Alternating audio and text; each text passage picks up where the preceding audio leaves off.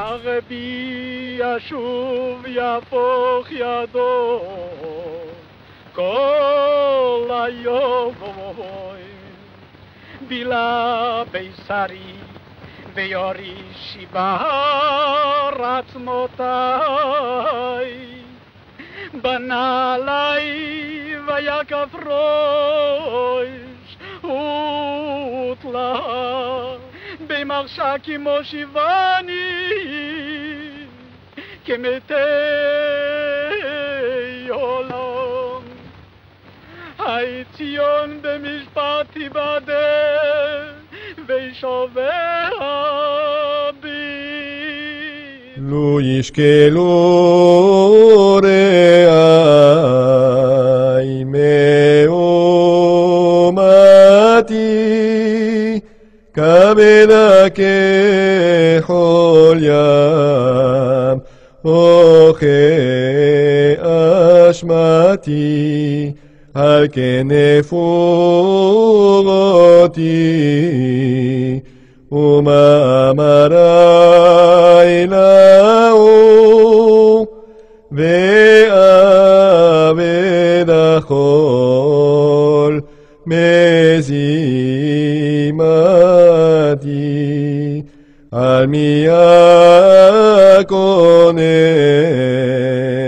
בתחילה אם רגעתי או חרובתי.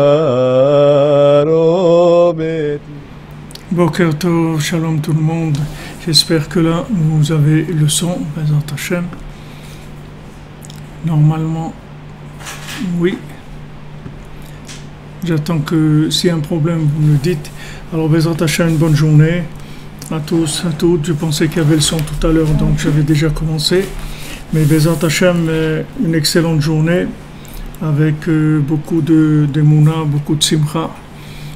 En étant sûr que on va s'en sortir, Bezat Hashem tous, et Begadol, comme on dit Begadol en grand, avec beaucoup de joie, beaucoup d'assistance d'en haut, beaucoup d'assistance.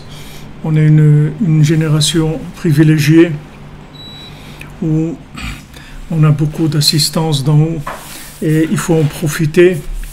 Il faut en profiter, il faut pas se taire, il faut pas être radin sur la émouna et la prière, parce que Baruch Hashem, Hashem il est là, il attend que ça.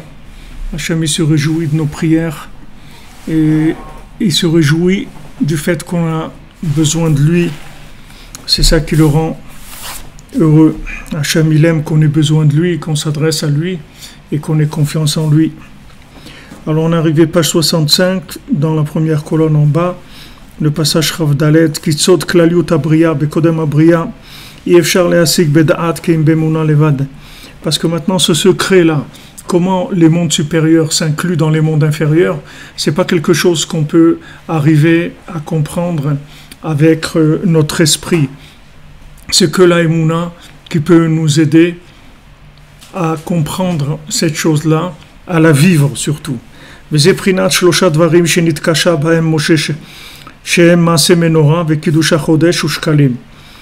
c'est les trois choses que Moshe Rabbeinu, il a eu des difficultés à arriver à atteindre. Il y a trois choses qui sont la menorah, comment faire la menorah, le Kiddush HaChodesh, la sanctification du mois, et Shkalim et la paracha des Shkalim, où on donnait, chacun donnait Machatsit à Shekel. Alors un zivouk Agun pour Sarah Mesoda Bat Simcha. Vesimana Moshe. Donc si on prend Menorah et Kiddush HaChodesh, alors si on prend Menorah, HaChodesh et Shkalim, ça fait Moshe. Donc c'est trois choses que Moshe Rabbeinu, il a eu des difficultés à comprendre ces choses-là, c'est-à-dire à les atteindre. כמו שכתוב בזוהר הקדוש, כי כל אלו הם בחינת כלליות הבריאה וקודם הבריאה, על ידי בחינת האדם שמטה דעתו להאמין בהשגחתו. Maintenant, pourquoi c'était difficile? Parce que l'homme, comment l'homme se trouve dans ce monde, dans un monde qui peut fonctionner logiquement, et il va quand même essayer de pencher vers la Emouna, c'est-à-dire ne pas se laisser prendre dans le système de la logique et de cause à effet. Il va dire non, ce monde-là, bien qu'apparemment ça a l'air d'être un monde qui fonctionne par la logique, je vais quand même être maté mon da'at, c'est-à-dire je vais pencher ma conscience vers le fait qu'il y a une présence divine et il y a une providence divine. Donc je vais dépasser complètement la logique et je vais vivre avec une connexion à Hachem qui va me faire oser croire dans des choses, croire en moi déjà, croire dans les tzadikim, croire dans Hachem, parce que je vais oser. Pourquoi je vais oser? Parce que je sais que les apparences sont trompeuses et tout ce qui est constat d'échec, en fait, c'est un échec d'analyse, c'est pas un échec dans la réalité. Comme je vous raconte toujours l'histoire de ce commerçant qui avait à La Rochelle, c'était un tzaddik, une star comme ça, qui vendait des tissus à La Rochelle. Et un jour, son comptable, il lui a dit, tu sais, il faut que tu fermes parce que tu es en faillite. Alors il a été voir son rav, il a dit, voilà, le comptable, il m'a dit que d'après les bilans, on perd de l'argent, il m'a dit qu'il fallait que je ferme mon magasin. Alors le rav, il lui a demandé, mais est-ce que toi, tu as Parnassa? Il a dit, moi, ça fait 25 ans que j'ai mon magasin, bon, Hachem, j'ai toujours eu Parnassa. Alors il lui a dit, renvoie le comptable. C'est tout. Toi, tu as Parnassa? Oui. Alors renvoie le comptable, c'est tout. Donc il veut te faire fermer ton entreprise, c'est tout, ferme. Alors Bémet, quand on voit que la comptabilité, elle est de notre vie, quand les bilans ils sont négatifs, il faut jeter les bilans, c'est tout. Il faut jeter le bilan. Parce qu'il n'y a pas de vie négative. Il n'y a pas de vie négative. Tant qu'on est là, qu'on respire, qu'on tient debout et qu'on peut appeler Hachem, on peut demander au secours dans toutes les situations. Toutes les situations elles deviennent constructives. Il n'y a aucune situation dans la vie qui est définie comme une situation d'échec. L'échec, c'est la logique. Échec et mat, ça veut dire que maintenant quelqu'un, le cheikh il est mort, ça veut dire celui qui croit dans la logique, alors il est mort. C'est pour ça qu'Hachem il a demandé à Adam Arishon de ne pas manger du fruit de l'arbre de la connaissance du bien et du mal tant qu'il n'était pas rentré dans Shabbat. Après il aurait mangé, il n'y aurait aucun problème. Mais Hachem il a besoin pour nous faire comprendre comment ça fonctionne, qu'on rentre d'abord dans la Emouna et ensuite après la logique elle va venir pour habiller la Emouna, pour développer la Emouna, pour l'enrichir, tout ce qu'on veut. Mais d'abord la Emouna. D'abord de la Emouna. Emet ve Emouna. Il faut de la Emouna dans le Emet et il faut du Emet dans la Emouna. Rabbi Nathan, quand il est venu chez Rabbeinu, Rabbi Nathan, qu'est-ce qui lui manquait, Rabbi Nathan? Il ne lui manquait rien du tout. Rabbi Nathan, c'était un tzaddik, c'était un Talmid Chacham, c'était un érudit en Torah, c'était un homme riche, il venait de famille riche, bourgeoise. Il était Av Beddin dans le Beddin de Rav Levi Yitzhak de Berditchev. Il était lui-même un homme d'une humilité incroyable, d'une intelligence au-dessus de la moyenne. Il avait tout, comme on dit, il avait tout pour plaire, il avait tout. Qu'est-ce qu'il a vu chez Rabbi Nachman? Qu'est-ce qu'il a trouvé chez Rabbi Nachman? Qu'est-ce qu'il est venu? Tzadik, c'était un tzadik déjà. De la Torah, il avait de la Torah déjà. De la richesse, il avait. Une place sociale, il avait tout. Qu'est-ce qu'il a trouvé chez Rabbi Nachman? Il a trouvé chez Rabbi Nachman un émet, une vérité, comme il a vu nulle part. C'est ça qu'il a trouvé chez Rabbi Nachman. Il a vu du émet. Ce émet-là, il a vu nulle part. Cette vérité, il l'a vu nulle part. Il était avec les Talmidim, des Talmidim du Baal Shem Tov, il était chez les Chassidim, chez les Litaïm. La vérité qu'il a trouvée chez Rabbi Nachman, il l'a vue nulle part. C'est-à-dire cette clarté, cette vérité tranchante comme elle est, il l'a vue nulle part. Et c'est ça qui a fait que Rabbi Nachman, il a dit, bon, je vais faire quelque chose qui va jamais s'interrompre. Parce que cette vérité-là, elle ne peut pas s'interrompre. C'est-à-dire qu'il n'y a aucun mensonge qui récupérera cette vérité. Jamais. Cette vérité, elle va passer le temps et elle va réparer le temps. Au contraire, c'est-à-dire que quand cette vérité elle va passer dans le temps, elle va réparer le temps. Et c'est pas le temps qui va la ronger. Alors que maintenant, la plupart des approches de la vérité, même si on parle déjà de Torah, de lien avec Hachem et tout, elles ont été comme on dit, rongées par le temps. Le temps, érodé, avec un D, érodé, voilà, érodé. C'est-à-dire que ça a été un petit peu, les bords, ils se sont un petit peu, comme on dit, c'est un peu sur les bords, c'est un petit peu, c'est-à-dire, les bords, ils se sont un petit peu usés.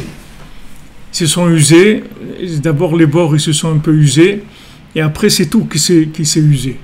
C'est-à-dire qu'on voit des communautés qui ont été très fortes dans le judaïsme, très fortes. Il y avait beaucoup de crainte d'Hachem. Voilà, je crois aujourd'hui, c'est la Héoula de Rabbi Raphaël Ankawa. Rabbi Raphaël Ankawa, il était au Maroc, il appelait le Malach, c'est un ange. Mon père, à la Vachalom, il était à la Levaya de Rabbi Raphaël Ankawa. Mon père, il avait 16 ans quand Rabbi Raphaël Ankawa il est niftar. Donc d'après mon père, il est niftar à 94 ans. Ça fait, donc ça doit faire 80 et quelques années qu'il est niftar sur Rabbi Raphaël Ankawa. Mon père, il m'a dit quand il est niftar, Rabbi Raphaël Ankawa, il n'y a pas une femme, une jeune fille qui est sortie de la maison depuis le moment où il est niftar jusqu'au moment où il l'enterrait. Les gens, ils tremblaient, il n'y a personne qui bougeait. Ils tremblaient de la grandeur de cet homme-là. Il l'appelait le Malach, c'était un ange. C'était un homme d'une sainteté extraordinaire. Toute la communauté, il n'y a pas des gens qui s'amusaient, il n'y avait pas de légèreté, il n'y avait rien, il y avait une crainte extraordinaire. Maintenant, qu'est-ce qui est resté de ça? Rien du tout. Des loulottes où on boit un peu de la boucha et on mange, on allume des bougies, des posters, mais rien. Où est la sainteté de ces tzadikim là? C'est des tzadikim qui prient pour le monde, là où ils sont, ils prient, mais ce qu'ils ont fait passer de leur vivant, où il est maintenant? Où est ça? Les gens qui les ont connus, ou même qui ont connu des gens qui les ont connus. Qu'est-ce qu'il y a eu comme présence de cette vérité-là? Cette vérité, elle était optimisée dans le temps. Quand le temps il a changé, la vérité, elle n'a pas tenu. Elle n'a pas pu résister à l'érosion. Elle n'a pas pu résister. Rabbi Nachman, il a amené une vérité qu'il n'y aura aucun temps qui pourra baisser l'intensité de cette vérité-là. Au contraire, plus le temps il va attaquer cette vérité, et plus le temps il va s'user lui-même. Ça va être le contraire complètement. Il y avait deux élèves, il y avait deux chassidim, un élève de Rabbi Nathan et un élève d'un rabbi d'une autre chassidoute. Alors ils étaient voisins, copains et tout, et chaque fois ils voyageaient. Lui il allait chez son rabbi et le Breslev il allait chez Rabbi Nathan. À Hanouka, à Shavuot, à Rosh Hashanah, il allait à Ouman et tout. Alors un jour son ami lui dit, mais toi tu vas toujours chez Rabbi Nachman, Rabbi Nathan et tout, mais on voit pas que ta vie au point de vue financier et tout, ça s'arrange pas tes histoires. Tu manques toujours d'argent, etc.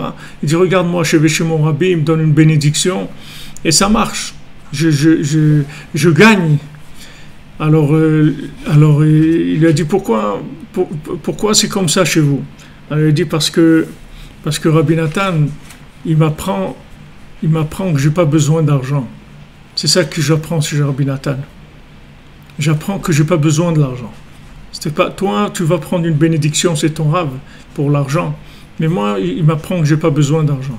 Même celui qui a fait la marloquette contre Rabbi Nathan, le rave chassid, là, qui a fait la marloquette, toute l'opposition à Rabbi Nathan. Alors une fois à Shavuot, il il avait 500 personnes chez lui, ce Rav-là. Et Rabbi Nathan, c'était le grand Shavuot, ils étaient 70 ou 80. Alors le Rav, il était très en colère parce que lui, il voulait tuer Rabbi Nathan, il encourageait les gens à le tuer, etc. Et il était très énervé, il dit, regarde, à Shavuot, il a eu 70 ou 80 personnes. Alors les gens, son entourage lui ont dit, mais toi tu as eu 500 personnes. Il lui dit, mais c'est 500 personnes qu'il y a, c'est rien, c'est des gens qui viennent chercher de l'argent, c'est tout ce qui viennent. Tandis que lui, les gens qui sont chez lui, c'est des gens qui viennent chercher la parole divine, c'est des gens qui cherchent la crainte d'Hachem, l'amour d'Hachem. Ça, moi j'ai pas. Moi j'ai des gens, ils viennent chercher des bénédictions pour de l'argent, c'est tout. C'est-à-dire que maintenant, la vérité, si elle n'est pas presque absolue, c'est difficile de parler de vérité absolue dans ce monde parce qu'on est dans le relatif, mais si cette vérité, elle n'est pas entièrement nettoyée, débarrassée de toute tendance dans la logique de ce monde, elle va finir par s'user. Et c'est ce qui va vous expliquer, c'est comme ça que vous allez comprendre comment des parents très religieux, ils n'arrivent pas à transmettre la Torah à leurs enfants. Comment vous voyez des parents religieux et les enfants, ils suivent pas. Ils n'ont pas envie de suivre. Pourquoi? Parce que c'était une vérité qui était dans le temps. Once upon a time. Dans le temps, il y avait cette vérité-là. Le temps, il est passé, il a embarqué avec lui 80% de la vérité, il l'a embarqué. Parce qu'elle était basée beaucoup sur de la logique du monde. Et la logique, elle change. La logique d'il y a 50 ans, ce n'est pas la logique d'aujourd'hui. Si maintenant tu as placé tes jalons, comme on dit, tu les as mis sur la logique, elle va évoluer et il va rien de rester parce que tu ne comprendras plus rien. Il faudra que tu réadaptes ta façon de comprendre les choses. Il faudra que tu la réadaptes. Comme des gens qui disent les travaux de Shabbat, ils expliquent la Metet Melachot comme étant des travaux. Alors, la façon dont c'était expliqué, les gens ils ont dit, mais attends, avant, pour faire du feu, il fallait frotter des pierres et tout. Maintenant, tu prends un briquet, tu allumes une flamme ou avec un truc électronique, là, tu n'as même pas besoin, tu appuies sur la cuisinière, quand tu ouvres le gaz, ça allume le feu en même temps. Donc, il n'y a aucun travail. Donc, ce n'est pas un travail d'allumer le feu. Donc les gens ils sont rentrés dans des interprétations logiques des choses et ils les ont réduites à des choses toutes petites, toutes médiocres. Et avec le temps, elles ont été effacées complètement. Et comme ça que ils ont justifié leur éloignement de la Torah. Parce qu'ils ont emmené logique contre logique. Il y a une évolution de l'analytique, de la philosophie, etc. Ça n'a pas suivi. La Torah, elle n'a pas suivi. C'est-à-dire, les gens qui avaient la Torah, ils n'ont pas suivi dans la logique qui proposait. C'est-à-dire, la vérité, elle n'était pas assez claire, assez approfondie. Donc, doucement, doucement, ça s'est usé. Et c'est parti. Et tout est parti comme ça. Tout. Vous avez le Baal Shem Tov, vous voyez le Baal Shem Tov. Baal Shem Tov, tout le lien du Baal Shem Tov, c'était Chatzot, Itbodedut, de prier au net. C'était ça le Baal Shem Tov. Le Baal Shem Tov, c'était la Vodat Hashem de haut niveau. Et le Baal Shem Tov, il est parti. Doucement, ça a commencé à dégénérer dans l'alcool, dans les trucs. Prier à midi, faire Chatzot. Qui est-ce qui peut parler de Chatzot? Les gens, ils ne dorment même pas Chatzot. Itbodedut, ils disent, mais ça, c'est pour les tzadikim. Ça y est, tout est parti. Qu'est-ce qui reste? Il reste le folklore. Qu'est-ce qui reste? Il reste quoi? De danser, d'avoir des péantes, de trucs. Qu'est-ce qui reste? De Streimel, qu'est-ce qui reste? Qu'est-ce qu'il y a de tout ça? Qu'est-ce qui est resté de tout ça? Pourquoi?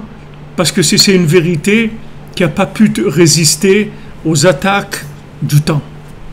Le temps, il est devenu trop lourd, trop riche en logique pour que cette vérité, elle puisse lutter contre.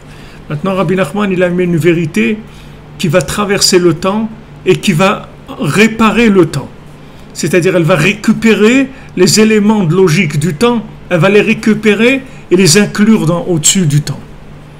Donc ça, c'est une vérité qu'on peut pas comprendre cette vérité logiquement, parce que si on avait la possibilité d'expliquer logiquement cette vérité, on aurait déjà pu réparer le monde. Mais le fait que maintenant on adhère à cette vérité par la Emouna, ça va te permettre de comprendre toutes les choses que tu as besoin de comprendre pour pouvoir avancer et ne pas te faire avoir par les systèmes. Pas te faire avoir par des systèmes qui ont tendance au vieillissement de la vérité, à l'usure de la vérité, à la perte du goût de la vérité, à la perte de l'enthousiasme de la vérité. Tout ça, ça vient parce que il y a de la logique. Et cette logique-là, elle s'use. La logique, c'est quelque chose qui évolue pas. Quand tu comprends quelque chose logiquement, ok, tu as compris, c'est tout. Ou tu vas pas aller plus loin. Mais quand tu as une logique qui est branchée, ça n'a rien à voir. Une logique branchée, c'est pas une logique morte, ça n'a rien à voir. Emet ve'emuna, quand tu as une vérité qui est connectée avec de la emuna, cette vérité, elle va être en évolution permanente. Les mêmes choses que tu comprends aujourd'hui, dans une semaine, dans 2 semaines, tu vas les comprendre différemment. Tu vas comprendre différemment. À chaque fois, tu vas comprendre différemment. Et le but de toute la logique, de toute cette vérité, c'est d'arriver à comprendre que Dieu, il est entièrement miséricordieux. C'est ça la fin de la logique. Sauf Maaseh b'Marshava Trila, quand on dit on va arriver, la pensée préliminaire, la pensée primaire d'Hachem, on va y arriver dans l'action. Qu'est-ce que c'est sauf Maaseh? C'est-à-dire on va arriver à comprendre que Hachem, il est entièrement miséricordieux et que tout ce système-là, depuis la création du monde, c'était une mise en scène, c'est tout. C'était une mise en scène. Quand il y a eu l'époque du Maboul, Hachem il a envoyé Noach. Après, il y a eu l'époque de Sodome, il a envoyé Avraham Avinu. Après, il a envoyé Moshe Rabbeinu à l'époque de l'Égypte. Après, il a envoyé dans le premier temple, à la destruction du premier temple, il a envoyé Ezra Sofer.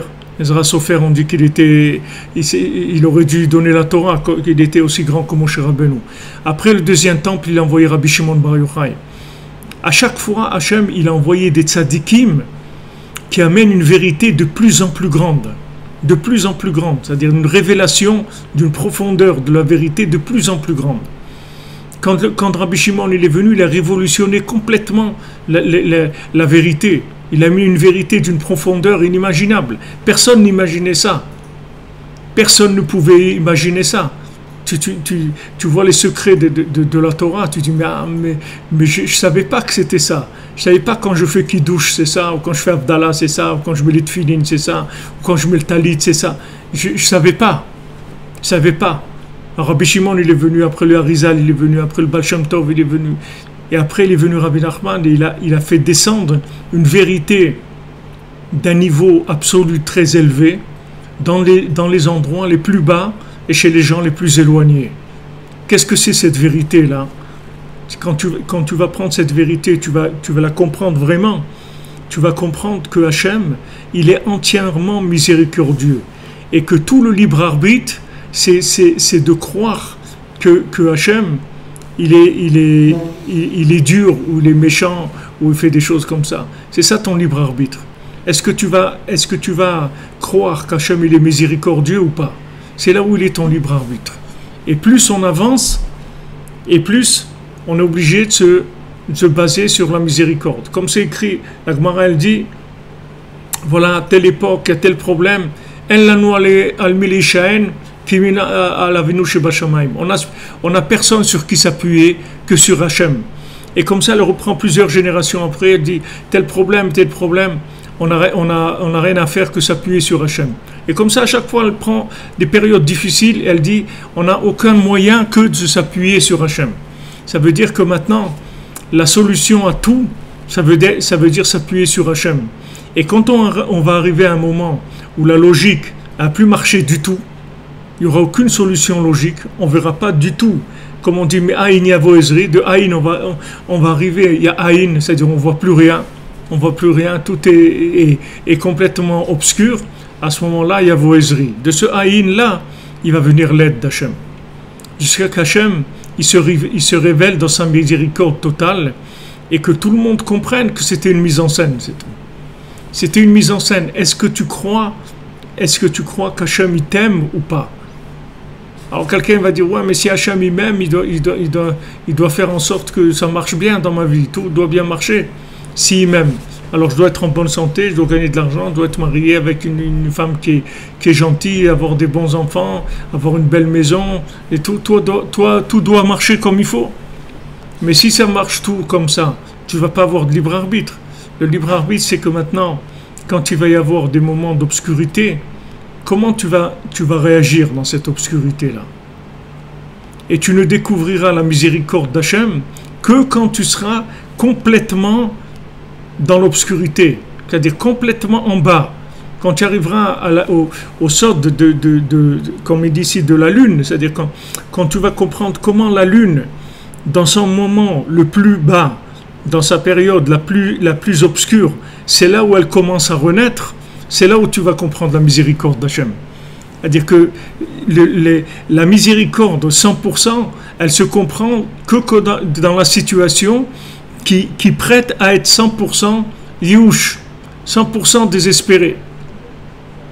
Voilà notre ami, quelqu'un a un problème avec un petit bébé qui a déjà 5 mois et que les médecins lui disent ouais, la maman elle a commencé à perdre les os un petit peu, alors les médecins lui ont dit non, c'est dangereux de le garder parce qu'il risque d'être mal formé, les trucs, tous les médecins ils ont commencé à les mettre sous pression et la famille aussi.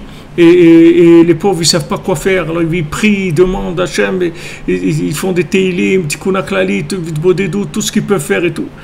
Et en fin de compte, ce matin, il y a un professeur qui a dit, mais peut-être qu'en fait, on peut laisser continuer la grossesse, il y a beaucoup de chances pour que ça marche, etc.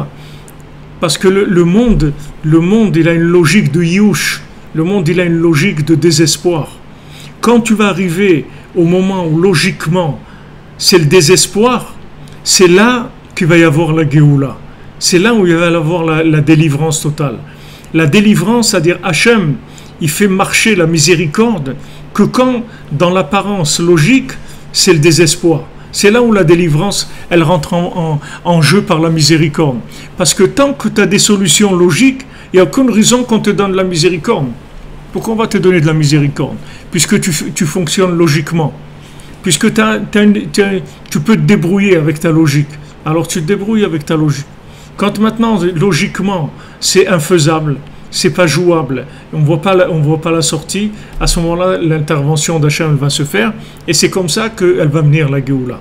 C'est comme ça que Rabbi Nathan dit, c'est comme ça que Rabbi Nachman dit que la Géoula elle viendra sauf Maaseh b'Machshava Trila, comme ces situations-là qui sont d'un désespoir total, puisque la lune, tu la vois s'éteindre complètement, tu crois qu'elle est éteinte, parce que tu vois plus du tout de lumière de la lune.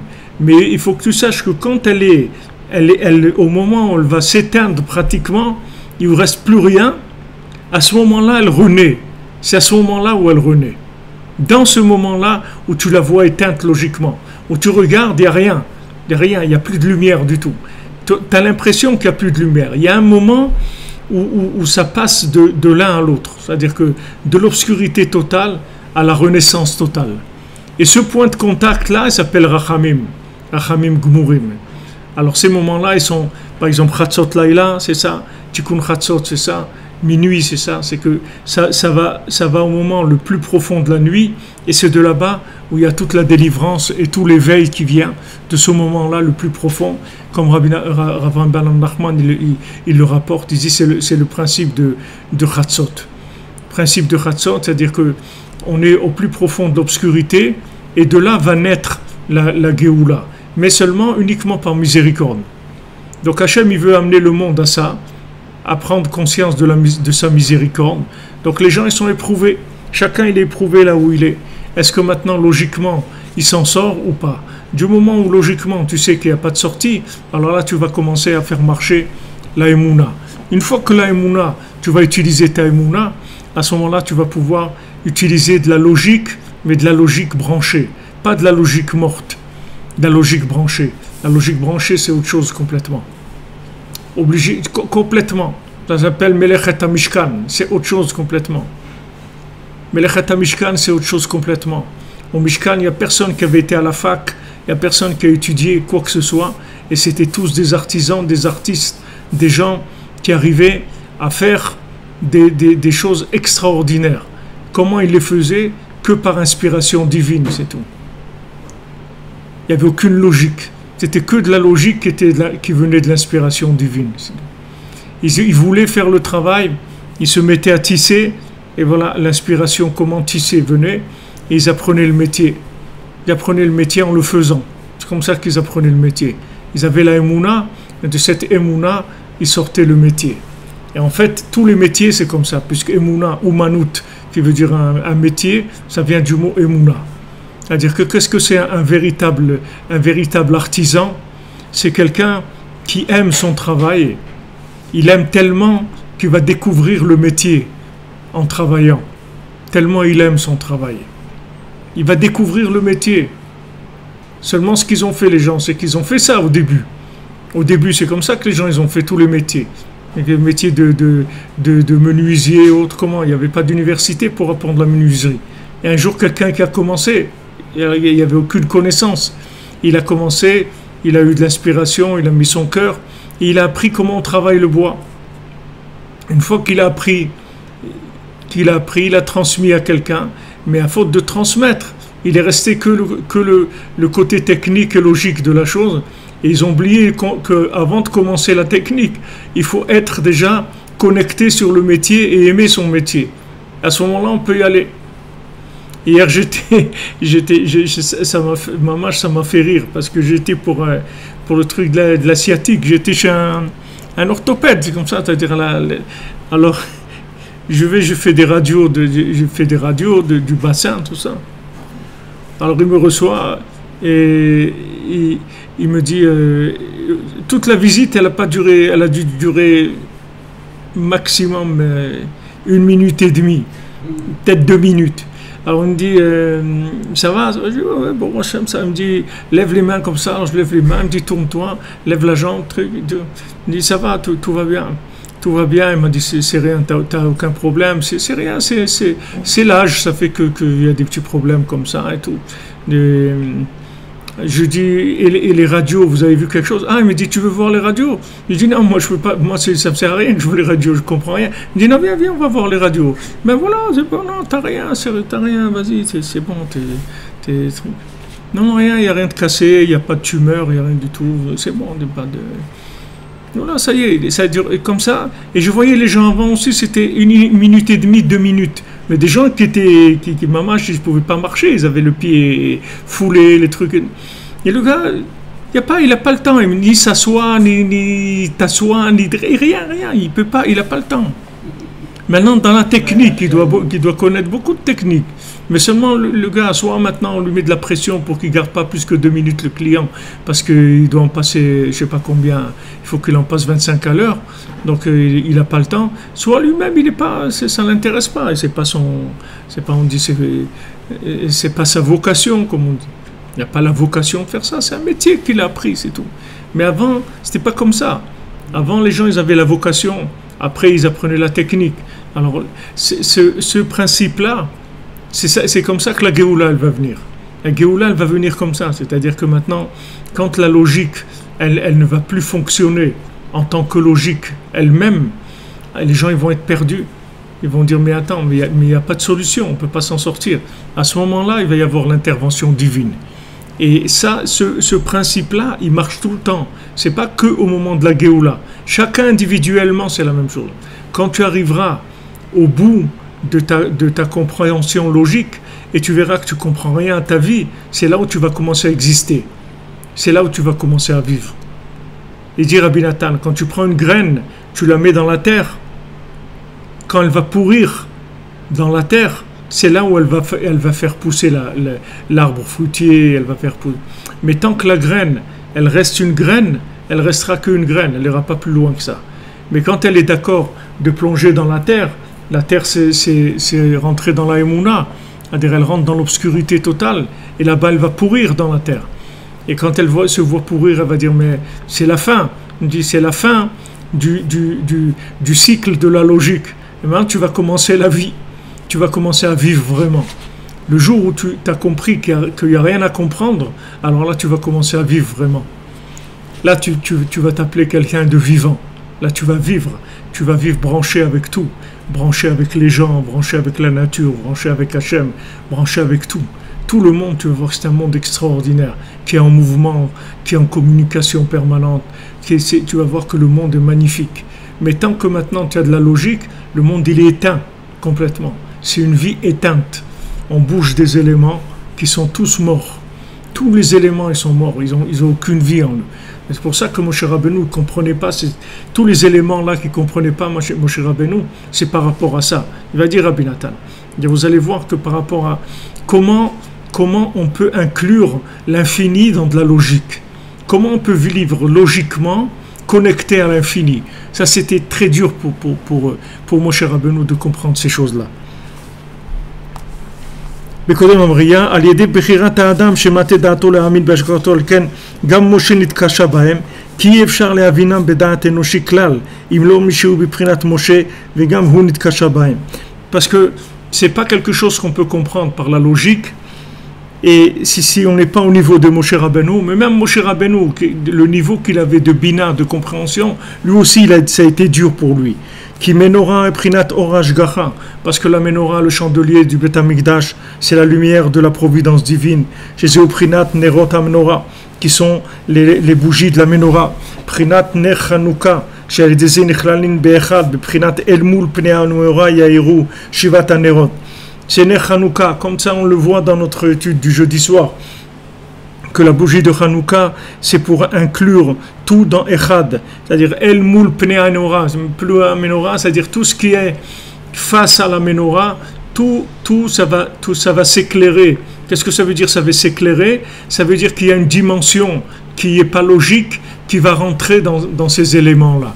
Quand on dit, voilà, maintenant je vois clair, pourquoi tu vois clair? Parce qu'il y a des éléments qui ne sont pas logiques, qui sont venus s'habiller dans la logique. Et à ce moment-là, ça va te donner une compréhension que tu n'as jamais pu avoir.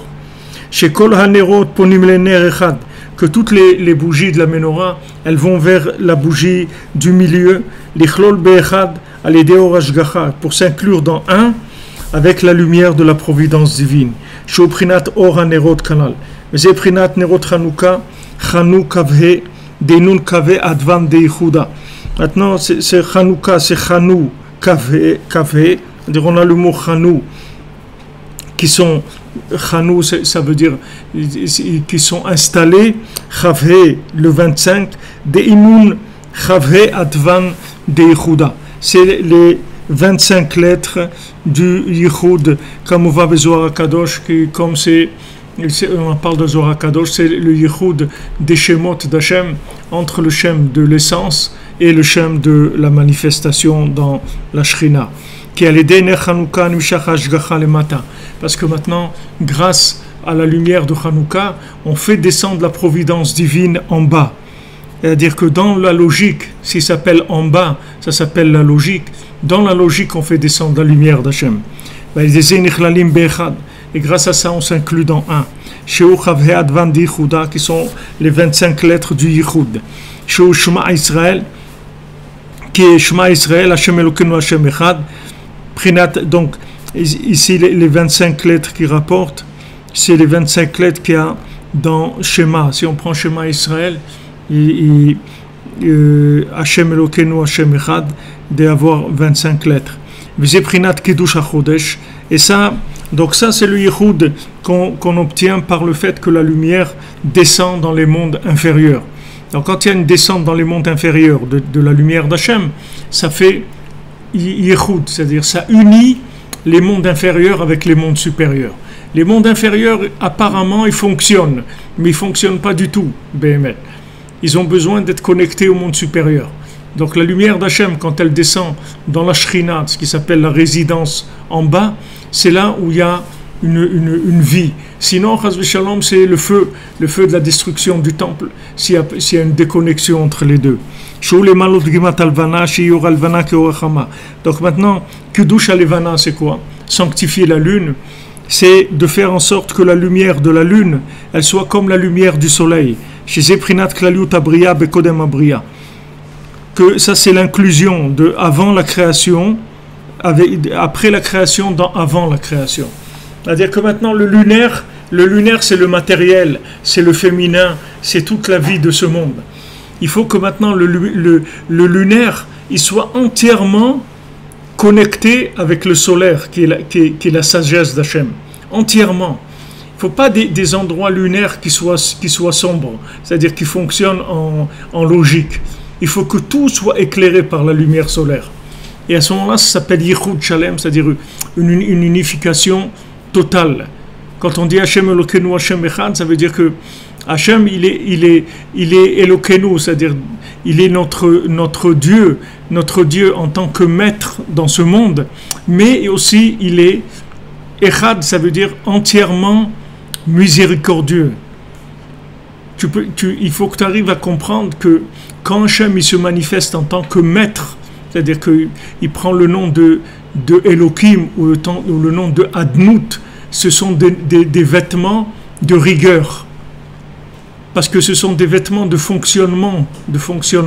Donc ce sont des vêtements de rigueur. Mais il ne faut pas que tu te trompes. Ces vêtements-là, ils n'ont rien à voir avec l'identité d'Hachem.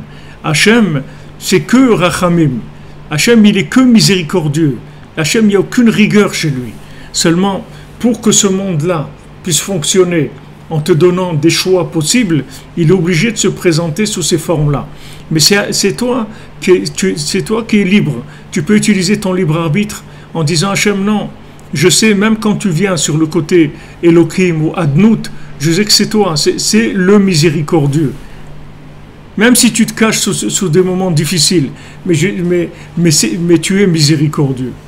Il n'y a pas chez toi, il n'y a pas de rigueur. Cette rigueur-là, c'est juste pour montrer est-ce que ça va marcher ou ça ne va pas marcher. Est-ce que maintenant, tu vas croire dans la possibilité de cette situation-là, de se connecter à l'infini ou pas? Ou tu vas la gérer dans le fini? Si tu la gères dans le fini, elle est morte, la situation. Elle sert à rien. Parce que c'est juste un retour de balle par rapport... On t'a envoyé une balle, tu la renvoies, c'est tout. Tu joues au tennis, il ne s'est rien passé. Après une partie de tennis, il ne s'est rien passé du tout. Tu as quelqu'un, il a renvoyé la balle à l'autre, c'est tout. Mais il y a rien, on n'a pas avancé dans la vie. Maintenant, si quelqu'un il fonctionne dans la logique, il ajoute ça par rapport à ça, qu'est-ce qu'il a? Ok, il a ajouté. Il a fait de la valeur ajoutée. Mais qu'est-ce qu'il y a eu alors, en fin de compte? Il n'y a pas de vie.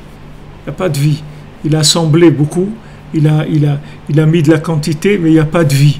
Il n'y a pas de connexion. Donc la mitzvah du Kiddush HaChodesh, c'est ça, c'est de brancher le temps sur l'infini. En fait, c'est la première mitzvah de la Torah. La première mitzvah de la Torah, c'est celle-là. C'est-à-dire, normalement, dans le Seder de la Torah, c'est la première mitzvah de la Torah, c'est de sanctifier le mois. Parce que tout le principe de la Torah, c'est la sanctification du temps. C'est pour ça qu'il y a beaucoup de notions de temps dans la Torah. Il y a beaucoup de notions de Zman Kriyat Shema, de la Shkiya, des Tfilin, de Chatzot Hayom, de Chatzot Laila. Il y a beaucoup de temps. On utilise beaucoup le temps. Parce que on doit élever le temps. Si tu ne élèves pas le temps, il te fait tomber le temps. Le temps, il te fait tomber. Après, ça devient time is money. Parce que tu as besoin de beaucoup d'argent. Tu as besoin de beaucoup d'argent pour gérer le temps logiquement. Pour arriver à utiliser le temps sous forme de logique, il va te falloir beaucoup d'argent. Tandis que si maintenant tu sais que le temps, il est fait pour être connecté au-dessus du temps, tu vas voir que tu vas être libre complètement. Tu vas te libérer de toutes ces notions-là, de tout cet esclavage-là qui est du temps. Donc Kiddush HaChodesh, c'est ça. C'est-à-dire que maintenant, dans le temps qui est logique, c'est-à-dire qui est toute la partie logique qui est représentée par le temps, je sais que ce temps-là, en fait, c'est pas un temps qui est isolé, c'est un temps qui est connecté en haut. Il faut que je découvre la connexion, il faut que je connecte la situation à Hachem en disant non, même cette situation-là qui est vécue dans le temps complètement, en fait, elle est alimentée par au-dessus du temps.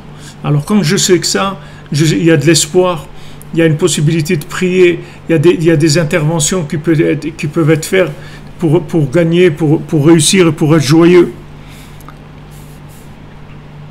C'est aussi la raison pourquoi on donnait un demi-shekel qui était une trouma pour Hachem, qui a Harabria Nitava Tekef Abechira. Parce que tout de suite, dès qu'il y a eu création de ce monde, il y a eu tout de suite libre arbitre. Va Bechira ou Prinat Matkala, chez Kol Adam Omed à la Mishkal. Et qu'est-ce que c'est la Bechira? En fait, c'est un Mishkal. La Bechira, c'est comme une balance. C'est-à-dire qu'on va voir maintenant de quel côté ça va pencher. C'est ça la Bechira. Est-ce que maintenant tu vas travailler? Maintenant, on va voir comment ça va pencher. Est-ce que dans ton travail, tu restes honnête? Est-ce que dans ton travail, tu continues à être connecté à Hachem? Tu ne te laisses pas attraper par toute la logique, tout le confort du travail. Tu vas sortir de ça. Tu dis, voilà, moi je travaille, mais je suis connecté. C'est Melechet HaMishkan. C'est des travaux du Mishkan. Ce n'est pas des travaux qui sont faits pour eux. Ce n'est pas des travaux forcés. C'est des travaux du Mishkan. Ça veut dire que chaque chose que je fais dans mon travail, ça révèle Hachem. C'est une maison pour Hachem. C'est pour ça que je travaille. Travaille pas pour gagner ma vie. Hachem, il n'a pas besoin que tu travailles pour gagner ta vie. Hachem, il te donne tout ce qu'il veut sans que tu fasses rien du tout. Il n'a pas besoin, mais il a besoin. Pourquoi il a besoin que tu travailles? Parce que dans ton travail, c'est là où tu vas voir les épreuves entre la logique et la émouna.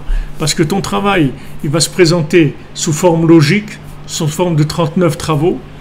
Et dans ces 39 travaux, on va voir si tu en fais des travaux du Mishkan ou bien des travaux qui sont des travaux forcés, des travaux de l'esclavage. C'est-à-dire que tu vas utiliser que de la logique. Si tu utilises de la logique, ça devient de l'esclavage. Si tu utilises de la connexion, ça devient de la liberté, au contraire. Tu vas travailler, dans ton travail, tu vas percevoir des choses extraordinaires à travers ton travail. Parce que dans le travail, tu ne veux pas te laisser avoir dans la logique. Alors que le travail, il est présenté la plupart du temps avec des fonctionnements logiques. Il faut aller contre ça, en te disant non, moi j'ai l'émouna que c'est pas logique. C'est Hachem qui donne, c'est pas logique. Que je travaille un peu ou je travaille beaucoup, Hachem il va me donner la même chose. C'est-à-dire que je ne vais pas m'investir dans la logique du travail. Je vais m'investir dans la logique du travail sous un côté de fonctionnement, mais pas croire dans l'action du travail en tant que producteur de Parnassa. C'est pas vrai. Le travail, c'est pas lui qui produit de l'argent. Pas de l'argent qui est de la bénédiction d'Hachem en tout cas. Parce que même l'argent, il y a de l'argent de pauvres et de l'argent de riches. Il y a de l'argent qui est logique et de l'argent qui n'est pas logique. C'est deux sortes d'argent qui n'ont rien à voir. Un, c'est mamash la parole d'Hachem, et l'autre, c'est de la matière pure. La matière pure et grossière qui fait tomber les gens. Donc la personne, elle est tout le temps entre ces choix-là. Donc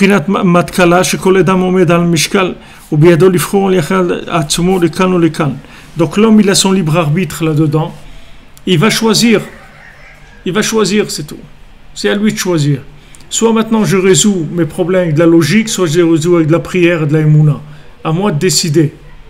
C'est moi qui décide ça.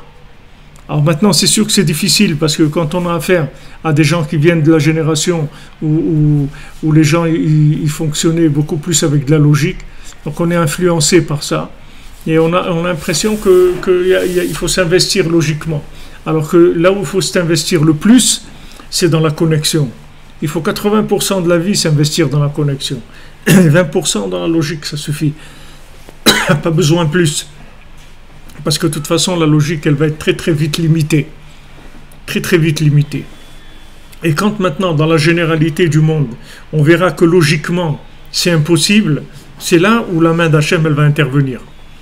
La main d'Hachem, elle intervient quand tu as conscience de la limite de la logique. Mais tant que tu crois que la logique, elle va te résoudre tes problèmes, Hachem, il te laisse dans la logique. Il ne va pas te contredire. Au contraire, il va t'amener des preuves que c'est bien ce que tu fais, etc. Il ne va pas te contredire du tout. Quand est-ce qu'il va te contredire? C'est quand maintenant tu as avancé dans la émouna. Tu vas avancer dans la émouna, alors tu vas voir des choses opposées qui vont venir. Donc Moshe Rabbeinu, il avait beaucoup de difficultés avec ça. ובחינת מתקלה של אדם מאוד על משקל, ובידו לבחור לכי על עצמו לכאן ולכאן. והוא בחינת מחצית השקל תחומה לשם. C'est pour ça qu'on donnait Martzit à shekel. Pourquoi Martzit à shekel? C'est comme Chatzot, Martzit à shekel.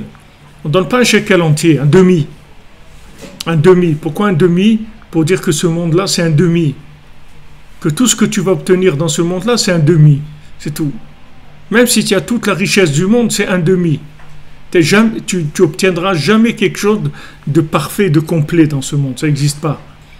Il n'y a aucune matière, il n'y a aucune situation qui se gère de façon absolue dans la logique. Ça n'existe pas. Et tous les gens qui viennent te présenter des analyses logiques et que soi-disant ils sont très forts dans leur logique, tu verras que si tu restes avec eux et tu écoutes ce qu'ils disent, tu vas voir à un moment ils vont s'arrêter. Parce qu'il n'y a pas de suite. Il n'y a pas de suite. C'est une logique qui va tout de suite être limitée. Donc les gens qui vont dans la logique, ils sont dépassés par les problèmes de la communauté, par les problèmes familiaux, par leurs problèmes à eux. Ils sont dépassés parce que logiquement, ils ne voient pas comment ils vont y arriver. Logiquement, ça a l'air très difficile, mais ce que tu dois savoir, c'est que Hachem, il est derrière chaque élément logique. Et si maintenant tu augmentes, c'est-à-dire ta logique, par le fait que tu vas lui greffer de la émouna, de la foi dans Hachem, tu vas passer dans une autre dimension complètement. Complètement une autre dimension. Parce que la logique, tu en as besoin, mais tu en as besoin pour la recycler, c'est tout.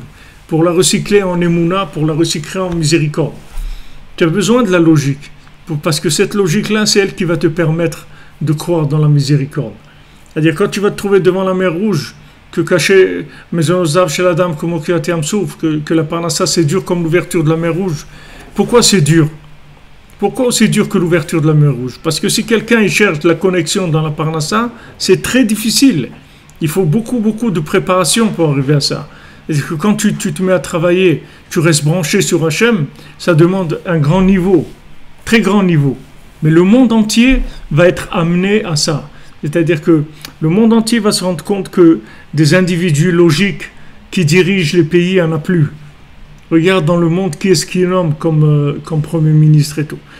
C'est pas des gens qui ont de l'expérience, du poids, du bon sens, du recul par rapport aux situations. Un rave, tu dois lui montrer quelque chose, un morceau de viande, ou tu dis voilà, j'ai un problème avec ça, il va te répondre tout de suite. Parce qu'il est là-bas aussi. Il n'est pas que en train de planer. Il sait aussi comment ça marche, ça et ça et ça. Donc ces deux-là, on est obligé de jongler avec tout le temps. Ve'oprinat martzit shekel trum l'Hashem, c'est kol echad le'achem al atzmo le'arim hamatkela l'Hashem itbahar, l'achia atzmo la'kedusha beprinat martzit shekel trum l'Hashem. Donc maintenant, pourquoi truma l'Hashem, martzit shekel truma l'Hashem? Ça veut dire que maintenant, ce demi-shekel-là, tu le donnes comme truma à Kadosh Baruch Hu, c'est-à-dire comme don à Kadosh Baruch Hu. Tu as donné un demi-shekel. Tu n'as pas donné un shekel entier. Donc, tu n'as pas du tout le côté de la logique qui a marché 100%, puisque tu donnes qu'un demi-shekel. Mais en fin de compte, tu as donné, mais un demi. Donc maintenant, la partie qui te reste de ce demi-shekel-là, c'est ça qui va te permettre de te connecter à la partie du demi-shekel qui va partir complètement pour la construction du Mishkan, où tu ne pourras plus le récupérer. Parce que c'est une partie de toi-même qui va être dans le tabernacle. Donc il n'y a rien à récupérer du tout. Et ça, c'est pour ça qu'Hachem, il demande à ces moments-là, dans les bénédictions et tout, des bénédictions très spécifiques pour la Torah, pour toutes les bénédictions du matin, de Elokai Neshama, et toutes les bénédictions qu'on fait après, Anoten Layav Koach, toutes ces bénédictions-là, elles sont faites en fait pour bénir ton temps, pour que tu puisses dans le temps vivre connecté au-dessus du temps. Mais pour l'instant, tu es dans le temps. Et ça veut dire non, si maintenant je suis dans le temps, alors ça y est, je rentre dans le temps et je vais me perdre dans le temps. La Torah, elle te dit non, tu rentres dans le temps et tu te perds pas dans le temps. Tous ces points, ces repères que Hachem il te donne pour pas que tu te laisses perdre dans le temps.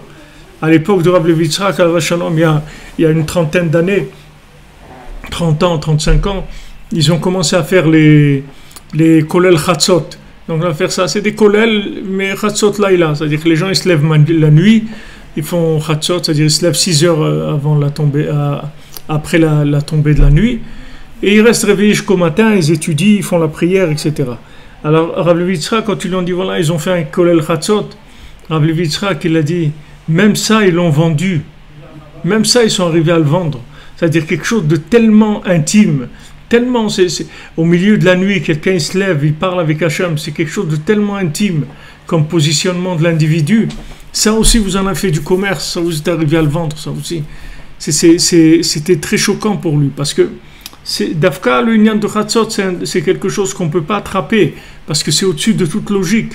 On n'a pas le droit de manger du Hametz parce qu'on ne peut pas réfléchir sur ça. Ce n'est pas quelque chose qu'on peut réfléchir. Quand Mashiach il va se révéler et tout, il va nous arranger tous les kelim. On va voir des kelim niflaim, des ustensiles extraordinaires. Mais pour l'instant, on n'est pas là. Donc on doit faire attention à toute apparence logique. Parce que la logique, si elle marche, elle donne un manque de émouna. Et si elle ne marche pas, elle va donner du yush. C'est-à-dire la personne, elle va se désespérer parce qu'elle a essayé et ça n'a pas marché.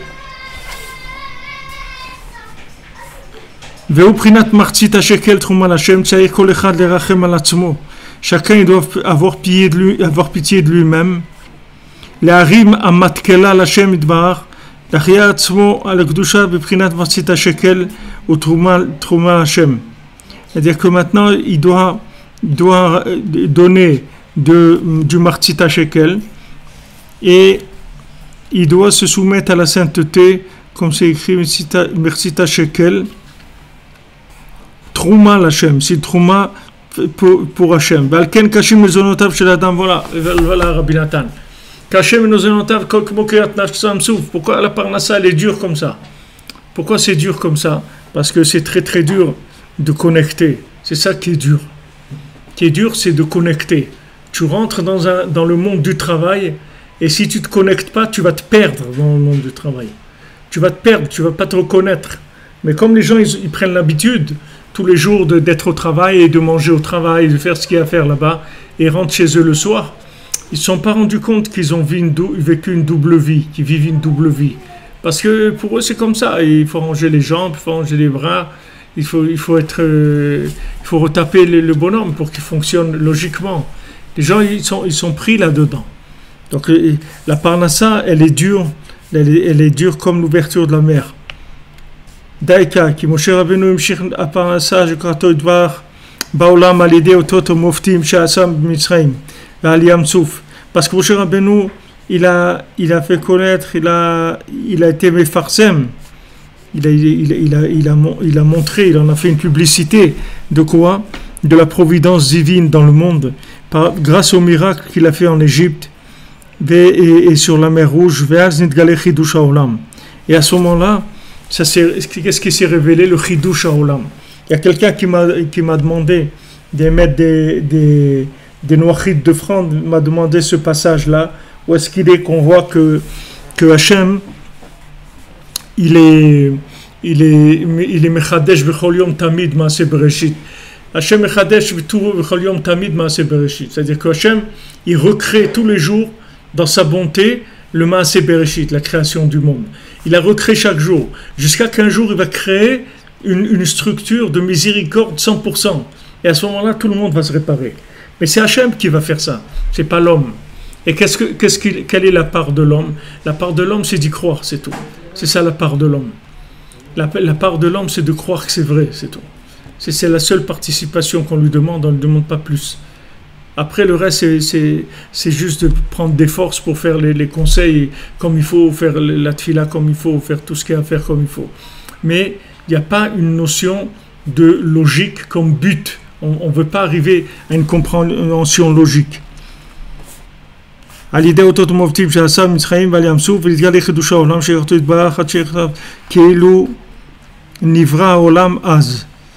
Hachem, il a créé le monde.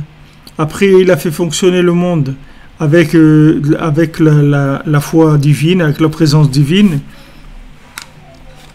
Et après, il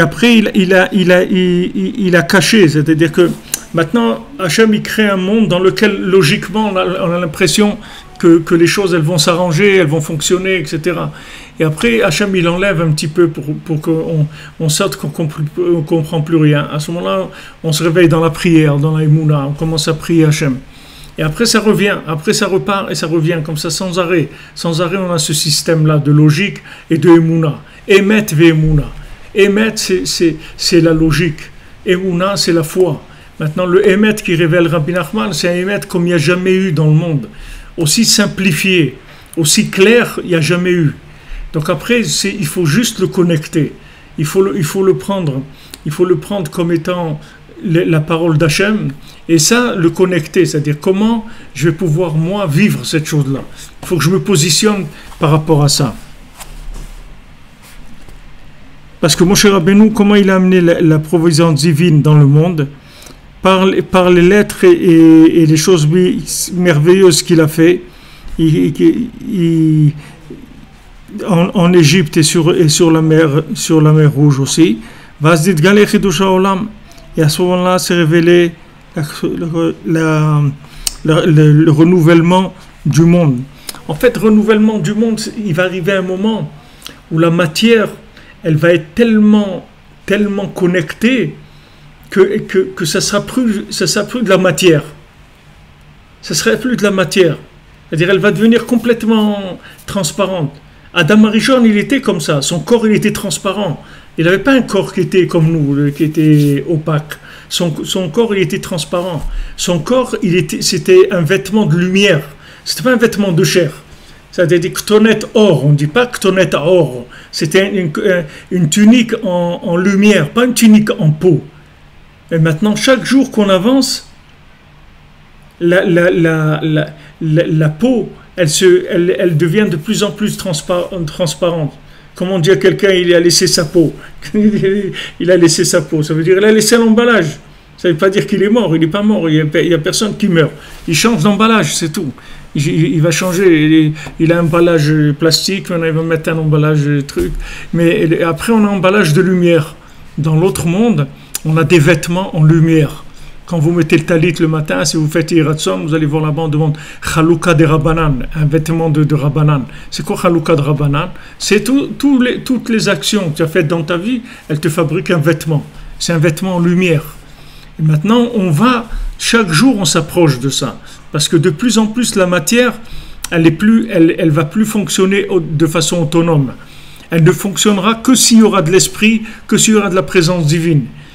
Et quand maintenant c'est la présence divine qui fait vivre la chose, alors on voit de façon évidente que Hachem, il est mechadesh bechol yom tamid, betuvo bechol yom tamid maaseh bereshit. Que Hachem tous les jours renouvelle la création du monde. Tous les jours. Toi tu crois que ce monde-là c'est le même qu'hier, mais c'est pas vrai. Le monde il est recréé tous les jours, c'est pas le même. C'est un autre. Maintenant toi tu crois que tu es le même qu'hier, t'es pas le même. Tu es un autre. T'es pas le même. On t'a enlevé ton âme quand tu as été dormir, on t'a rendu le matin. Tu n'es pas le même, tu es une autre personne. Ton âme, pendant la nuit, elle a vu des choses, il s'est passé des choses. Et maintenant, quand elle revient avec une émouna renouvelée, c'est-à-dire une confiance dans Hachem entièrement renouvelée. Et cette confiance dans Hachem qui est entièrement renouvelée, le matin, quand on dit Chadashim la Bekarim Rabba Emunatecha, quand on se lève le matin, on dit le matin, il y a un renouvellement, parce que ta émouna, elle est très grande le matin. Le matin, il y a une grande force de Emouna. C'est-à-dire quelqu'un, il peut être épuisé le soir, il n'arrive pas à faire quelque chose, ça l'énerve, etc. Et le matin, il va se lever, il va arriver à le faire facilement et tout, parce qu'il y a une Emouna qui se développe pendant la nuit. Pendant l'obscurité, il y a Emouna. Mais tous les jours, on renaît. C'est pas une continuité, c'est une renaissance chaque jour. Et cette renaissance-là, elle peut amener toutes les délivrances du monde. Si tu crois dans la renaissance de chaque jour, c'est que tu crois que le monde est recréé, si tu crois que chaque individu est recréé, alors tout peut changer. Tout peut changer. Maintenant, ça va tellement rentrer dans le vécu que c'est ça qui va amener la délivrance totale. La délivrance finale, elle va venir comme ça.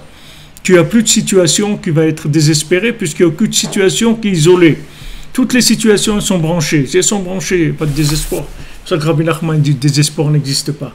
Il te dit, tu te trompes, c'est dommage de désespérer, parce que tu te plantes complètement si tu te désespères. Tu crois que le monde est figé. C'est un mensonge. C'est pas vrai. Le monde, il n'est pas figé. Il n'est pas figé du tout. Il n'y a rien qui est figé. Tout est en mouvement. Tout est possible à chaque seconde. Il n'y a rien qui est bloqué. Ça n'existe pas. Il n'y a rien qui est sclérosé. C'est pas vrai. Tout est ouvert. Tout bouge en permanence. Et ça, c'est la base de la Emouna. Si tu n'as pas ça, tu ne peux pas vivre dans la logique. Elle t'asphyxie, la logique de ce monde. Tu vas voir des gens qui sont dans la logique qui vont t'étouffer. Ils vont t'étouffer complètement. Ils vont te dire, ouais, qu'est-ce que tu vas faire, et comment tu vas faire. Ils vont commencer à te dire des trucs qui vont te fatiguer. Avant que tu commences, ils vont te faire la tête, tu vas avoir une tête comme ça. De tellement qu'ils vont te dire, ouais, c'est pas possible. Toi, tu veux quoi? Tu veux décrocher la lune. Tu rêves, tu planes. Il y a des trucs, sois un peu réaliste, sois un peu... C'est quoi réaliste? C'est quoi réaliste? C'est désespéré, c'est ça réaliste. C'est ça, c'est désespéré, c'est ça que ça veut dire quelqu'un de réaliste. Quelqu'un qui arrive à bien se désespérer, ça veut dire c'est ça que quelqu'un qui est réaliste. Es-tu réaliste? Ça ne veut rien dire du tout. Il faut être surréaliste, il ne faut pas être réaliste. Il faut savoir qu'il n'y a pas de situation qui a été figée, ça n'existe pas. C'est imaginaire. Que le monde est bloqué, c'est imaginaire. Que ma vie est bloquée, c'est imaginaire. Que là où je me trouve, je ne peux pas changer, c'est imaginaire. Tout ça, c'est imaginaire. L'imagination, les gens croient que l'imagination, c'est pour progresser. Mais les gens, ils imaginent la mort. Ils n'imaginent pas le progrès. Ils imaginent avec la logique que voilà, la chose 1 plus 1, ça fait 2. Non, 1 plus 1, ça fait 1 toujours. Ça ne fait pas 2. Il n'y a pas 1 plus 1, ça fait 2. 1 plus 1, ça fait 1. Ça ne fait pas 2. Parce que les deux 1, ils se fusionnent. Il y a le 1 d'avant la création, le 1 d'après la création, c'est le même. C'est le même. Maintenant, de façon imagée, tu crois qu'il y a une différence. Tu crois que tu as une différence, comme tu vois un film, où tu crois que les gens ils bougent, des trucs. Il n'y a rien du tout. C'est des images qui sont collées les unes après les autres. Il n'y a personne qui a bougé. Il n'y a pas de mouvement, il n'y a rien du tout. C'est une image, encore une image, encore une image. Alors tu as l'impression qu'il y a une animation comme ça. Mais ce n'est pas vrai. Il n'y a rien du tout. C'est que du figé. Alors l'homme, il vit à l'envers. Il croit que la matière, elle bouge. Elle ne bouge pas quand tu la traites logiquement. La matière, elle bouge si tu la connectes.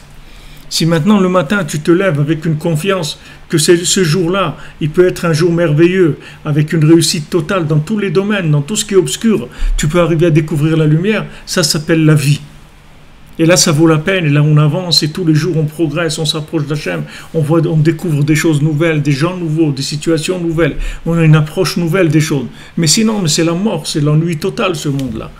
C'est la mort. Combien quelqu'un va écouter la musique? Il va 1 heure, 2 heures, 3 heures, ça y est, combien t'as écouté? Après, nous, qu'est-ce qui va se passer? Il faut que tu te branches, tu sois à l'écoute de l'autre monde.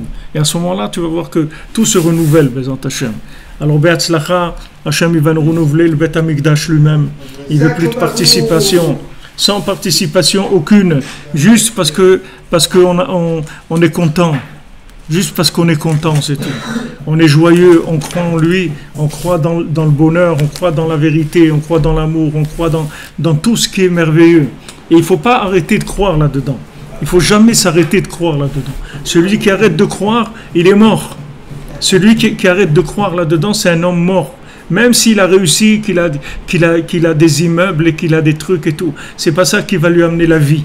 La vie, c'est la connexion de savoir que la logique, elle n'existe pas.